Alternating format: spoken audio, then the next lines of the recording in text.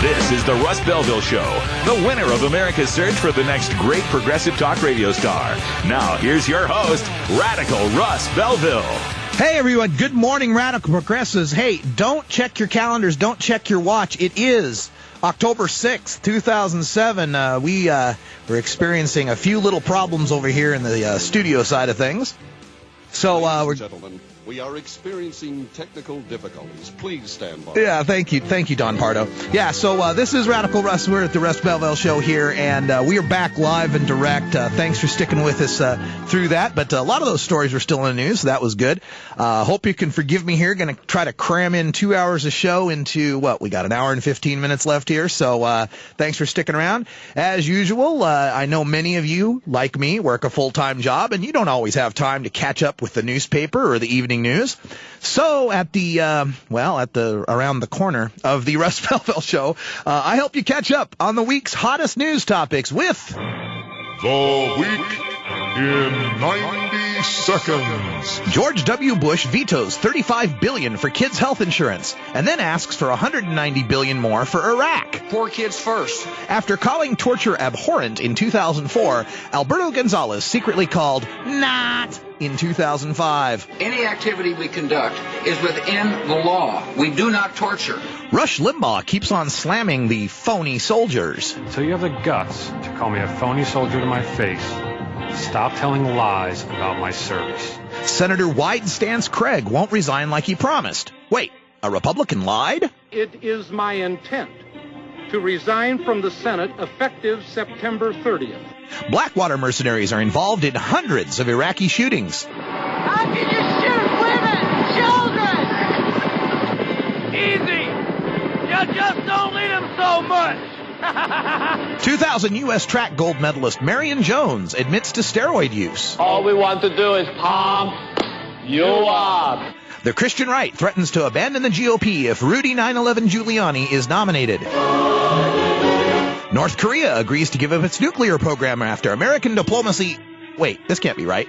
Diplomacy? I don't have any weapons of mass destruction, okay, hon? And Clarence Thomas's new book tells how he fears white liberals more than the Ku Klux Klan. Kill the white people! Yeah! But buy my record first! Yeah, Clarence Thomas, the new Supreme Court term just started, and just about the same time, Clarence Thomas has now released this new book about his life, and man, is this guy just consumed with anger. Boy, he's the angry guy, the angry justice. But of course, the big story that I got to get to, and got to get to quick considering the time here, is this veto, President Bush's fourth veto of his whole tenure. His fourth veto of the state children's health insurance program. You've probably heard about this. He vetoed it. This passed the Senate with a veto-proof majority. It was like 67 votes that they got in the Senate.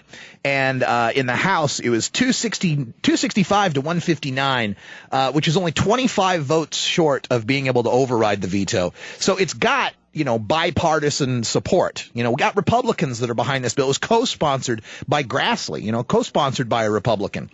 But then Bush comes out here and talks about why he's going to veto this legislation. I want to share with you why I vetoed the bill this morning. Poor kids first. After an orgy. Secondly, I believe in private medicine, not the federal government running the healthcare system. His target, 10 million low-income kids. Yeah, I got people talking over each other now. Yeah, that was Oregon Representative DeFazio there talking about the orgy of spending that's going on from the Bush administration. Yeah, we're spending $8,000 a second. Wrap your mind around that. $8,000 a second in Iraq. But he can't give $35 billion over 5 years.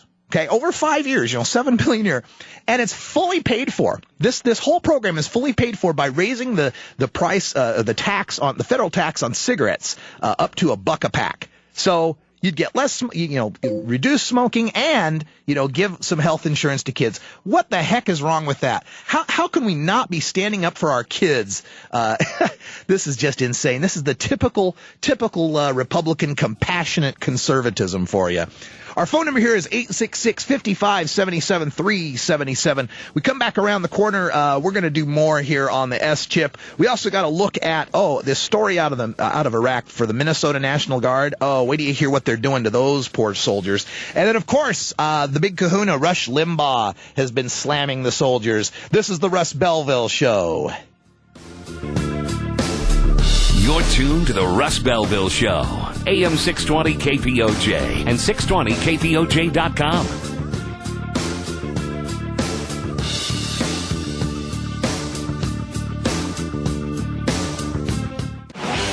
All right, welcome back. 54 after the hour, talking about this S-chip veto. Here's the reasoning.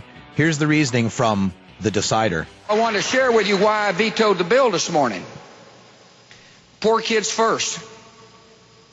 Secondly, I believe in private medicine, not the federal government running the healthcare system. Now, first of all, you got to like the first response. Poor kids first. That's not even a sentence. that can't be a reason. You need verbs. You need modifiers. You need extra parts for your sentences there, Mr. Bush. Yeah. Anyway, this bill, this S-chip bill, what it does, this program is taking care of health insurance. It's a health insurance safety net for about 6.6 million kids in America. Okay, the kids who are from the poorest families, they've got Medicaid, so they're taken care of by government-run health insurance. But the other 6.6 million, they're in that kind of that donut hole area where their parents make too much money to qualify for Medicaid, but they make far too little money to be able to qualify or to be able to afford the exorbitant health care rates that we have here in America. So this was a great program, is a great program that's taking care of 6.6 million kids. Now, this bill, this S-chip bill that was passed overwhelmingly, 67 votes, 67-29 in the Senate, 265 to 159 in the House, bipartisan support. This bill would have re-upped the program and added another $35 billion over 5 years, right? $7 billion extra a year. That's like 40 days in Iraq or something like that. But, spare change. We're talking about Bush spending here. And this would have added another 4 million kids to the program. So we'd get up to about 10.6 million kids with health insurance, and it would be fully paid for by raising the federal cigarette tax by 61 cents, raise it all the way to $1. And then the funny thing about this, I've been hearing the right wing, trying to fight this because, it's really, really hard to try to make a point for people to say, we shouldn't insure sick, poor kids. That's a really hard PR move to make there. So they've been saying these wacky things like, well, if you raise the taxes on cigarettes, then less people are going to smoke. And then when less people smoke, there'll be less revenue for the program.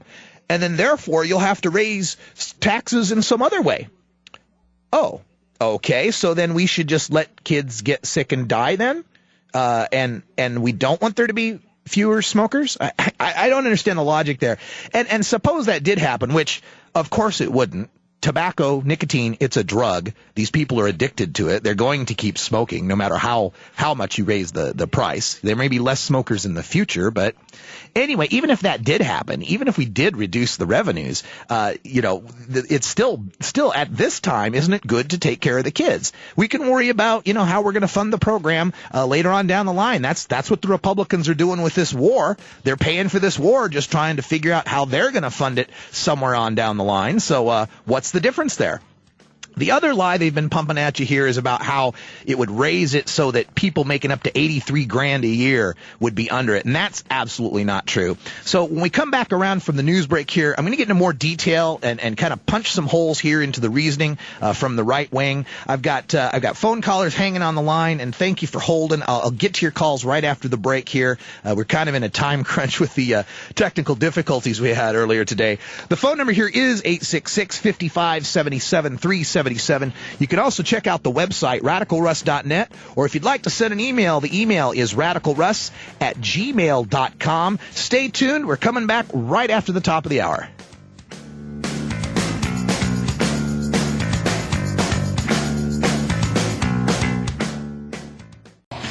everyone, and welcome to the weekend. Welcome, radical, progressives, liberal, leftists, moderates, independents. Hey, even if you're a conservative out there, welcome to the show. I actually like conservatives. I'd like to meet a few. I'd like to find people who are into conserving taxpayer money and conserving soldiers' lives and conserving our environment and conserving our freedoms and our rights. So if you're a real conservative, hey, I'm all for that too. Welcome to the weekend again. We're broadcasting here from the free speech zone called America. We've been talking about President Bush's veto of S-chip, and I've got Sharon in Tualatin who's been hanging patiently on the line. Sharon, welcome back to the Russ Belville Show. Oh, thanks, Russ. I'm glad you're there. I was sitting here all the whole time just begging to get on the air. This last event of vetoing our children tells us one major thing that so many Republicans are trying to ignore, and that is that this man is a dictator. And we know that. The Democrats, we all know that out here. I'm sick and tired of paying for our politicians and their families' health care with our tax dollars and our votes by getting them into office. Oh, absolutely. And you know, that's called government insurance. And the least they can do is cover our children. Yeah, how can the senators and the representatives and the president and the Supreme Court and all these guys have the best health care plan in the world that's paid for by the government? And about President Bush? If this were a dictatorship, it'd be a heck of a lot easier. Just so long as I'm the dictator. I mean, he warned us, right? That we got the news right up front. He told us it'd be easier if he'd be a dictator, and it looks like he's been going along that way. You know, this is just so amazing to me because it has such widespread support. This S-chip bill, 70% of the American people, according to the polls, support expanding this S-chip program to ensure more poor kids. 43 governors out of the 50 governors from both parties support expanding this S-chip. The Senate passed it with a veto-proof majority, 67-29, and the House passed it 265-159. So what we need right now, Sharon, and everybody else listening out there, we've got to start pressuring the House members. We need to get 25 more votes on this to be able to override Bush's veto. And let me give you the number for Congress, just in case you don't have it. Grab your pen or grab your cell phone. You should have this programmed into your cell phone. I mean, literally, I call Congress at least once a week. They know me by voice at this point. The phone number for Congress is 202-225-3121. That's 202-225-3121. So now we did get, our Oregon representatives on the right side of this. So kudos to DeFazio, Blumenauer, Wu, and Hooley for supporting our kids. Now, I want to talk also about this. Want to talk about a few of the misinformation campaigns that the right wing is trying to do about this S-chip, and I don't know who they're trying to fool because already 70% of us are seeing through it. But President Bush, when he vetoed this, he was arguing that if we had more people getting into the children health insurance program, families would opt out of buying private insurance and instead rely on public health care.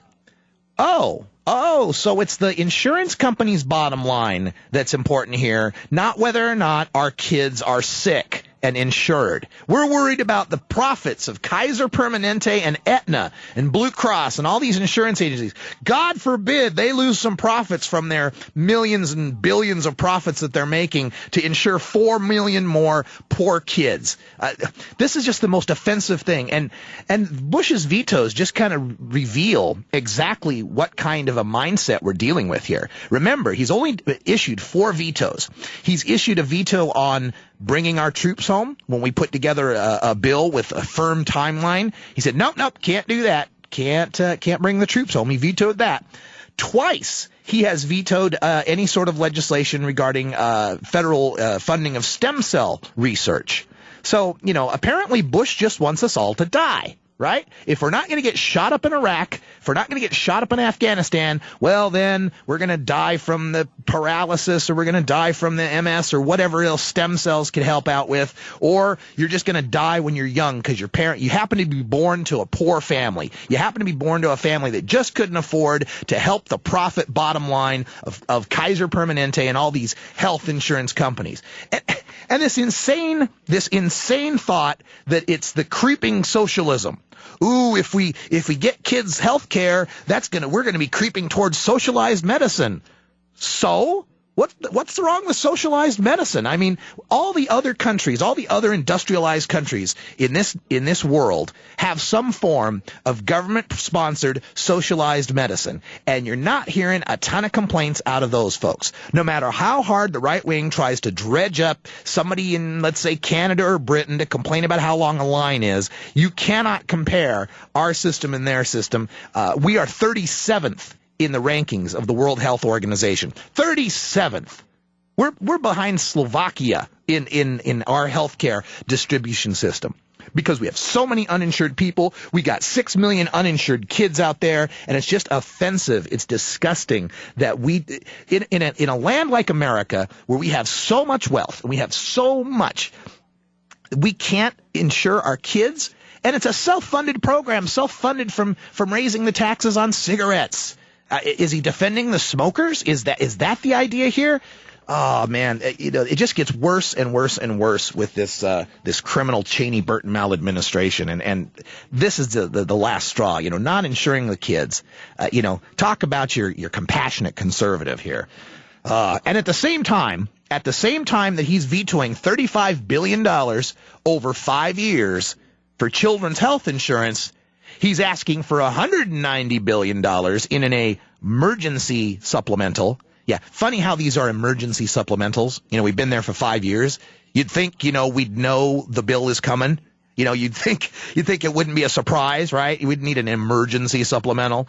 So he's asking for another $190 billion for Iraq, and the Progressive Caucus in the House is starting to fight back and saying, no, we're not going to do anything unless there's a firm timetable. We're just not going to give this guy any more blank checks. So buried within all of this, within this whole Iraq war and funding debacle that's going on here, I caught this story that popped up on my news radar coming out of Minnesota, right? Because I was kind of looking at Minnesota because, my favorite senator, Larry Craig, he's back, right? And I was looking up the Minneapolis airport and all of that. But this was another story that was in the local Minnesota news, and it did get a little bit of national attention. This has to do with the Minnesota National Guard. And there's about 2,600 members of the Minnesota National Guard who recently returned home after serving multiple tours of duty in Iraq. Now, this Guard unit served 22 months in Iraq, darn near 2 full years in Iraq, longer than any other ground combat unit. Okay, they've set the record. They've been in there, loyally and honorably serving our country. And they received, there's 9 of them were killed. They've got all these Purple Hearts. They're a great unit. These boys come home, men and women come home to their country. And here's what happened. The Army, when it wrote the orders for some of these people, out of the 2,600 Minnesota National Guard members who left for these super long tours, 1,162 of them, their orders were written for 729 days. Which meant, that was their length of deployment. They would be deployed for 729 days in the field. Okay. Now, here's the kicker. In order to get full educational benefits under the GI Bill, you have to have written orders that say you were deployed for 730 days. Yeah, what they've done here is for 1,162 of our brave fighting men and women who joined the Guard, and I'm telling you, I was National Guard. Most people, lots of people who join the National Guard are joining to pay for college, joining to do something with their lives, to go to college and become productive members of society, support their families, and they join the Guard for the GI Bill. And especially when we're talking about wartime, people joining the military, putting their lives on the line to get that college benefit. I mean, I was lucky. I was in the Guard in the late 80s. There was no major warfare going on. So my sacrifice, if you're going to call it that, for joining the Guard and getting the GI Bill was not as great, nowhere near as great as these Minnesota soldiers. So they were shorted their GI Bill benefits. And it seems to be purposeful here. I mean, why would you pick 729 days to deploy someone? That's not like a round number or a good number there. So 1 day short,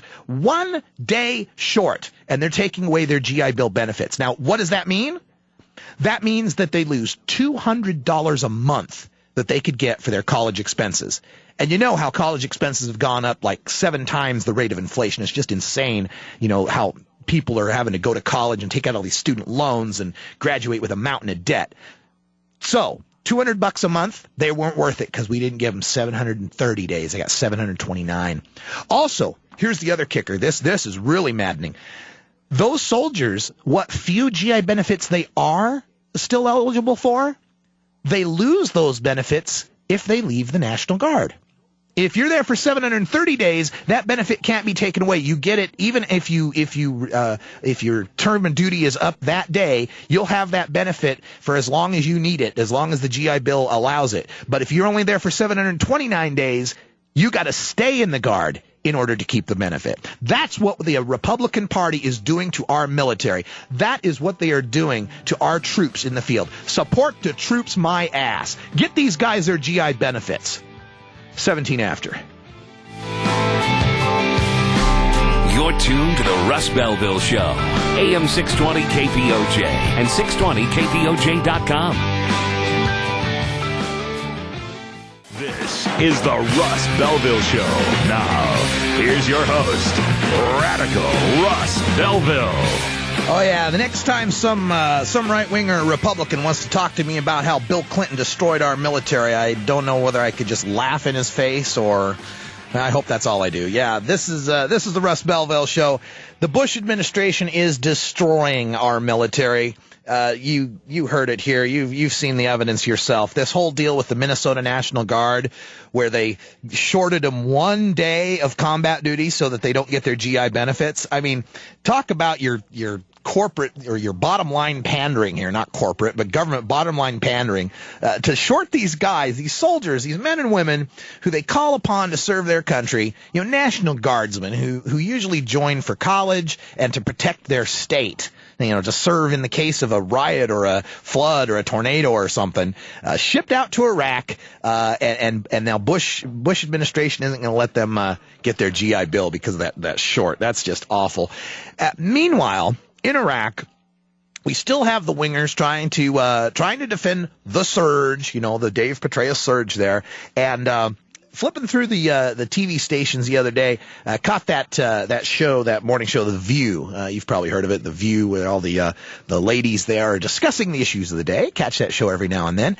And the Speaker of the House, Nancy Pelosi, was there on The View the other day, and she got into this discussion with Elizabeth Hasselbeck. Now, you understand, Elizabeth is the blonde woman on the show who was always fighting with Rosie O'Donnell, because this Hasselbeck is, well, she's just a fountain of right-wing talking points. I mean, she's literally the human 6-second soundbite when it comes to the talking points, and about as deep, okay? About an inch deep and an inch wide here as far as her understanding of the news of the day. But she was going off, and she was trying to corner Nancy Pelosi on the recent statistics, the casualty statistics from the month of September in Iraq. And, the troop deaths went down. We only had 66 American troops that were killed in Iraq in the month of September, which is down from the 80s and then the 90s and the 100s that we've had for the rest of this year. Now, still, 2007 is going to be the deadliest year in Iraq. There's no doubt about that. But so she says, hey, we're making progress. There's less deaths, and the civilian deaths, according to the Iraqi government, the civilian deaths have gone down from about 1,000 a month to about 500 a month. So this is Elizabeth Hasselbeck talking with the Speaker of the House, and the feeble response from the Speaker. But how can you turn your head at the percentage of deaths that have gone down when in the past people have been quick to jump on if there was a surge in deaths? They would say this surge is a failure, but now we're seeing a reduction in those civilian deaths and giving them the space that they do need for that political change that is happening. In my mind, and I'm sure many others, that's seen as a success. Well, Elizabeth, if I may, with all due respect, there's still a lot of people dying. Yeah, there's still a lot of people dying. Of course. Okay, yeah, now that's a decent enough reply. There's still a lot of people dying, but Madam Speaker, you could make a little sharper point about this. I mean, only 69 troop deaths if we count all the coalition deaths. There was 2 UK and one from another country who also died in September. So yay, 69 deaths. Ooh, that's progress. Now we're only down to, 2.3 per day? So now we're back down to the monthly average for 2005 and 2006. So we're back down to the same level of troop deaths as we were before the surge. So how did the surge succeed then if we still have the same number of deaths as what we had before the surge? And then, as far as the civilian deaths, first of all, Ms. Hasselbeck, or Mrs. Hasselbeck, I believe it is, the whole purpose of the surge was for the Iraqi government to get their political act together. And so the goal of the surge, the object of the surge was to reduce violence so that they would have some room. But that's not the goal, right? That was the tactic. The tactic was to reduce violence, and then the political changes would happen. We have not seen those changes. They've only made one of the benchmarks that they were that their own government said that they were going to make. And this is the point I wish that Nancy Pelosi had made. The books are being cooked. This is Enron accounting out here in Iraq, okay? We saw the same thing in Vietnam when we had the inflated body counts and all that, statistical trickery going on. The reason there's less civilian deaths in Baghdad is because there's less civilians to kill. Okay, we got 2 million refugees that are leaving, that have left Iraq total, about 400,000 that have left Baghdad. There's just less people to kill.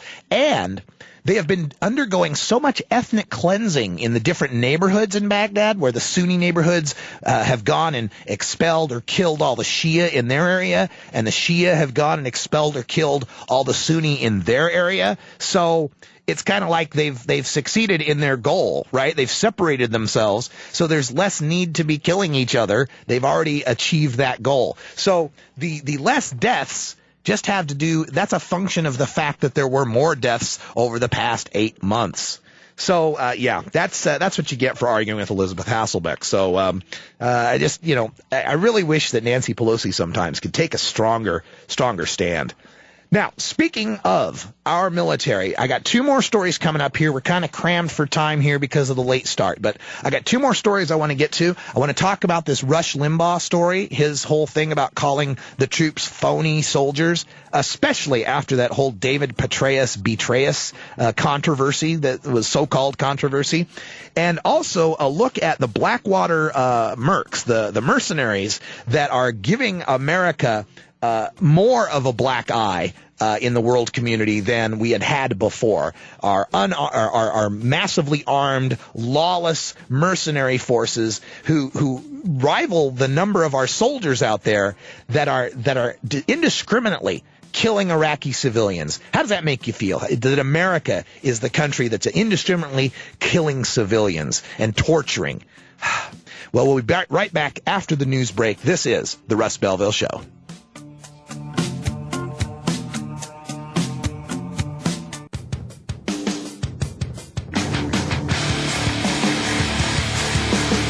This is the Russ Belville Show, the winner of America's search for the next great progressive talk radio star.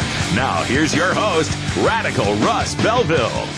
Welcome back to the free speech zone we call America. You've got political talk for the regular guy. I'm Radical Russ Belville. Oh, yeah, talking about how the support the troops GOP, the right wing, supposedly the big friends of the military.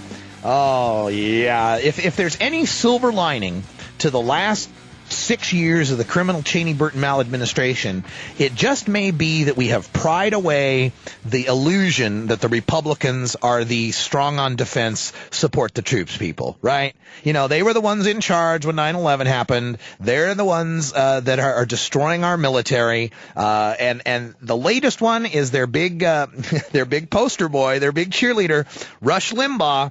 Mr. Polynoidal cyst, Mr. Deferment from Vietnam, has been out there criticizing our troops. Now, this is all in reference, we reported on this last week as well. This is all in reference to that whole general Petraeus ad that Move On put out, General Petraeus, General Betray Us. And the Senate got up and passed a resolution, 72 votes. You had 22 Democrats joining in with this nonsense to condemn the free speech rights of MoveOn.org because they were supposedly smearing General Petraeus. Yet, of course, the right wing didn't cry that much when they were smearing John Kerry, a guy, a brave soldier who got a Bronze Star with valor and Purple Hearts in Vietnam. We saw the Republican conventioneers with their little fake purple Band-Aids. We saw them morph Osama bin Laden onto Max Cleland, a Vietnam vet who had lost 3 of his limbs in service of his country. Yeah, they got no problem smearing the troops. But boy, Move On comes up there and suggests that perhaps the general's being a political hack. They couldn't handle that. And not more than 2 or 3 days later, we get Rush Limbaugh on the phone, and he's talking with one of his callers on the phone here, and it's in reference to these the soldiers who had written the op-ed in the New York Times a while ago. There's about 7 of them that had written this op-ed criticizing the war, against the war. And since then, 2 of those soldiers have been killed in Iraq. And this is the phone call. This is the statement that started the whole ball rolling. They like to pull these soldiers to come up out of the blue and stop the media. The phony soldiers. The phony soldiers. If you talk to a real soldier, they are proud to serve. They want to be over in Iraq. They understand their sacrifice, and they're willing to sacrifice for the country. They joined to be in Iraq. The phony soldiers. Now, the fallout from this has been pretty huge. We've had, in the House, we've had a couple of members that have started resolutions here to condemn Rush Limbaugh for his statements here. And so, of course, Rush is claiming he was taken out of context. It's a smear job. The left-wing liberal media is conducting a smear job on Rush Limbaugh. They're attacking his speech. You heard the quote. And that was pretty much in context, too. He said soldiers. And what he's trying to say is, they took me out of context. I was talking about this one guy, this Jesse, and I forget the guy's last name, this one soldier who had made a comment. Not soldiers, all of our soldiers. Yet he said the plural, soldiers. We heard it. And then he tried to claim to his audience, he tried to tell his audience that he was being taken out of context. He said, I'll play you the clip so you can decide for yourself. He plays the clip. He edited the clip, right? He played that portion. And then there's a portion where he goes on for about a minute or so talking about, these soldiers, these fake phony soldiers, as he calls them, that criticize the war. And then he splices in the part where he talks about the one guy that he allegedly was talking about. So he's selectively editing his clips to prove that he was taken out of context. Yeah, that's how that works on the right wing.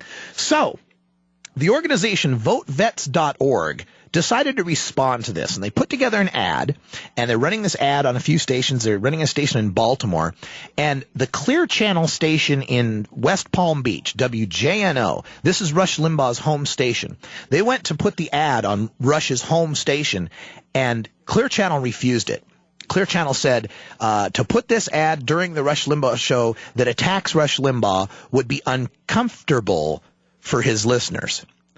Yeah, it's uncomfortable now to question someone or to criticize someone who's criticizing our troops. That's your right wing for you, folks. That's your Rush Limbaugh Republicans over there who want to defend his free speech rights to criticize our troops, but want to attack Move On's free speech rights. Well, WJNO, you're not going to play the ad? I'll play the ad. This is the Vote Vets ad responding to Rush Limbaugh. More and more troops and veterans of Iraq believe George Bush's military policy has been a disaster. I am one of them. Rush Limbaugh called vets like me phony soldiers for telling the truth about Iraq. Rush, the shrapnel I took to my head was real. My traumatic brain injury was real. And my belief that we are on the wrong course in Iraq is real. Until you have the guts to call me a phony soldier to my face, stop telling lies about my service. Absolutely.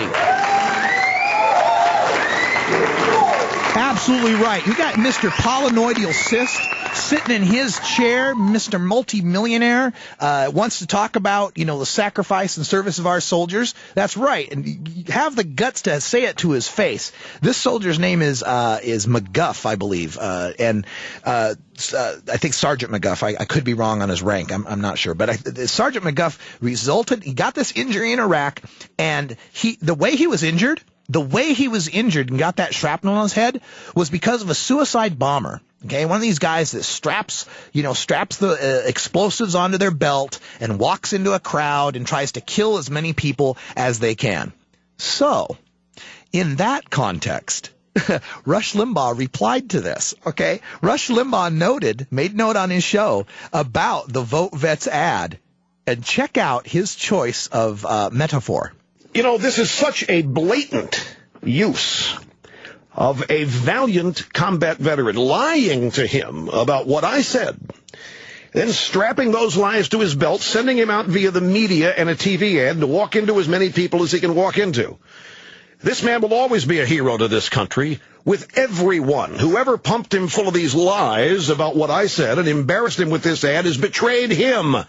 Yeah, that's it. So now the troops are suicide bombers if they speak out against Iraq? That's the comparison now? They're suicide bombers? Well, first of all, Mr. Limbaugh, the soldiers are perfectly capable of hearing your own words and making up their own mind. They don't need people telling them what to do. That's offensive right off the bat to try to intimate here that the soldiers are just pawns, that they don't have free will and the intelligence enough to make a decision and to criticize you.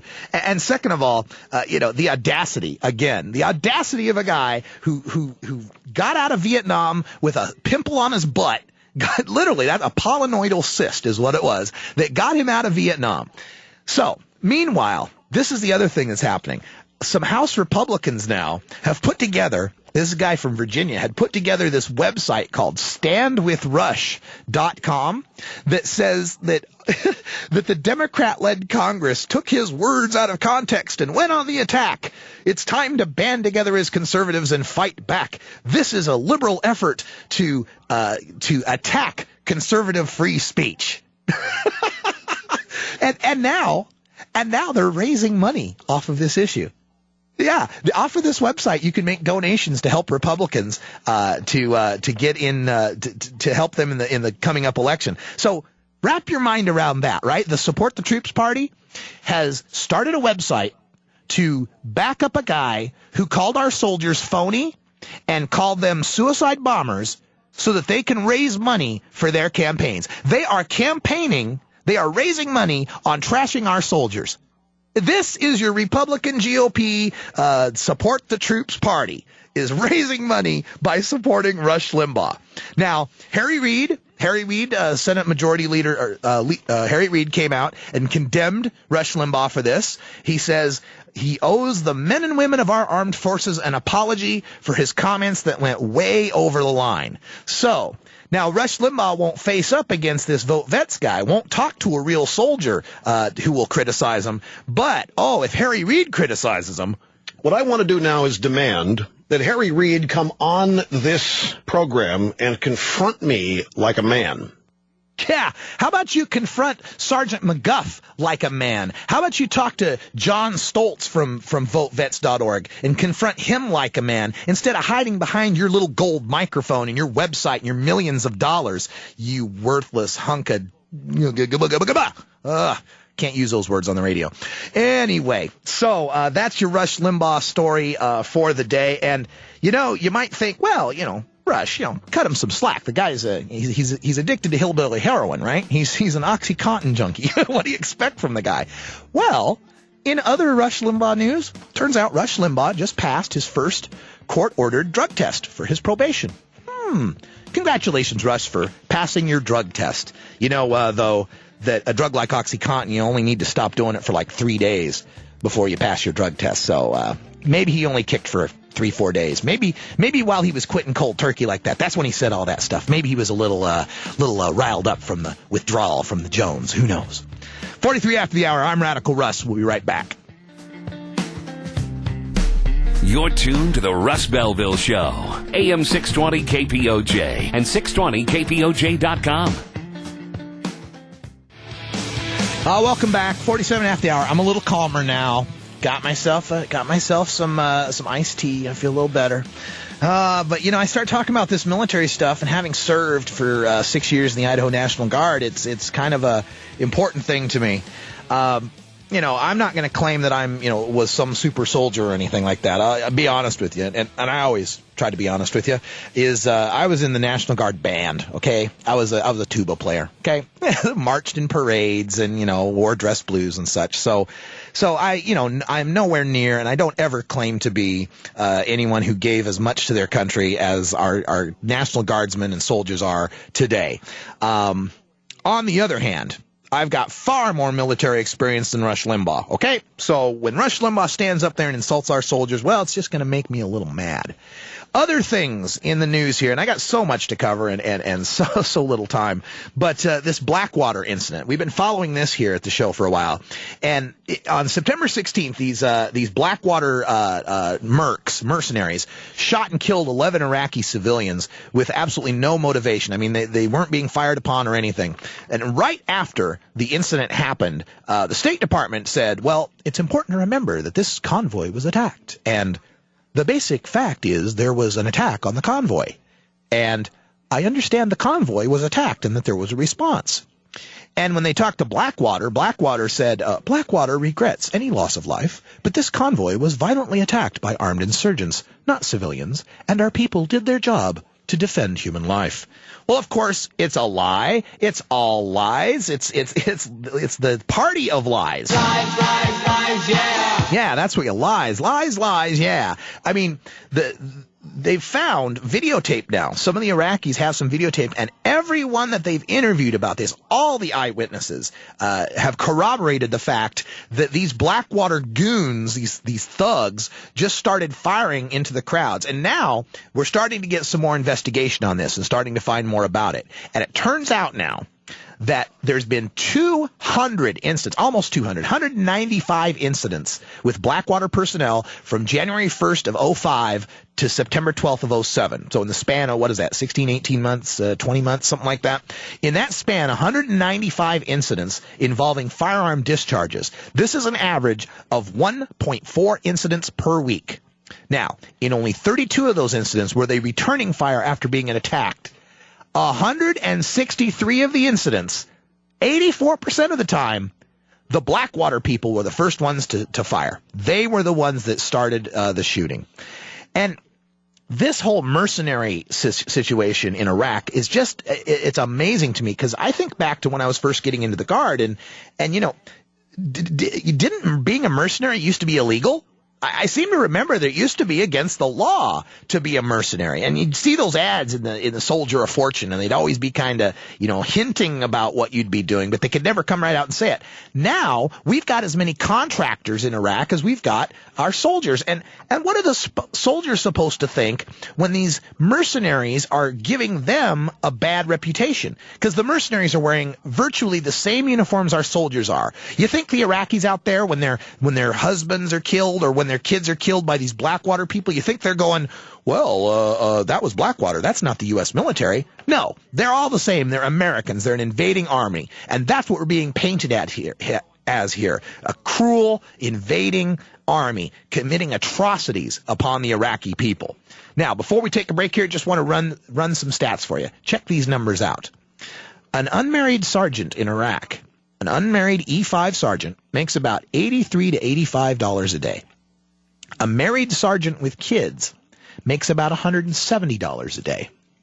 General Petraeus, the leader of the forces in Iraq, makes about $493 a day. Anybody want to take a guess onto what a Blackwater security officer makes? Yeah, $1,200 a day. $1,200 a day. How do you think our sergeants out there feel for $85 when the Blackwater guy next to him is making $1,200? Yeah, that's really support the troops, isn't it? You're tuned to the Russ Belville Show, AM 620 KPOJ and 6DOJ.com.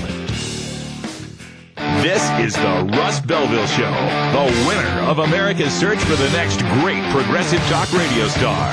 Now, here's your host, Radical Russ Belville. Welcome back. 5 minutes left in the show, the short show. We had some technical difficulties at the beginning here, so I want to apologize. I had a subject I was going to get to here about the corporate media and how we can make some effective change here, and it deserves more time than I have left here. So I'm going to just table that. And Jason, if you're out there listening, I apologize. I promised I'd get to it, but we had the difficulty. So I'm afraid I can't get to it. So this is going to be then our speed round. The speed round is where we take a look at all the stories that don't deserve any more than about 30 seconds worth of comment. So here we go. First in the speed round, Ann Coulter believes women shouldn't have the right to vote. Yeah, did you catch this quote? This is her quote. She says, quote, if we took away women's right to vote, we'd never have to worry about another Democratic president. It's kind of a pipe dream, a personal fantasy of mine, but I don't think it's going to happen. And it's a good way of making the point that women are voting so stupidly, at least single women. Yeah, a woman calling for the end of a woman's right to vote. Well, actually, no, it's Ann Coulter, so I guess you really can't call it hypocrisy. Britney Spears loses custody of her children. Now, let's see. She didn't show up for a custody hearing. She skipped court-ordered drug testing and drug counseling and then went out partying all night in the clubs. She didn't sign the judge's order like she was required. She drove without a license and with her kid out of not in a child seat and sitting on her lap. She ran her car into another car, and there's allegations of child abuse. Yeah, see, that's what you got to do when you're a straight person to lose your kids. If it's a gay and lesbian couple, that'd be another story. And what kind of bizarro world is it where Kevin Federline is considered the better parent? We have just completely gone through the looking glass here. Other news, Sean Hannity, radio star Sean Hannity, was named the Radio Personality of the Year. Well, that's only because I haven't been on for a full year. That's why. And let's see what else we got here. Oh, this story. This woman who got sued by the recording industry, and she fought them because she had shared 24 songs online on one of those file sharing systems. Now she owes the recording industry $220,000 in a judgment. Wow. For 24 songs? That works out to about $9,166 a song. So I guess I owe about $80 million. Yeah. Look, it's not the musicians that suffer from the downloading of music. It's the record companies. Get into the 21st century recording industry. Recorded discs are like buggy whips. It's the 21st century. It's iTunes. It's the internet. Get used to it. Finally, Olympian Marion Jones, she admitted to steroid use at the 2000 games and might lose her medals. Hey, let's just have the all-steroid Olympics. Let's get over this. I mean, why is steroids cheating, but arthroscopic knee surgery isn't? Let's think about that. I'm Russ Belville. This is the Russ Belville Show. We'll be on next week, so stay tuned. Thank you for all your calls and your letters. Give me an email at radicalruss@gmail.com. See you next week.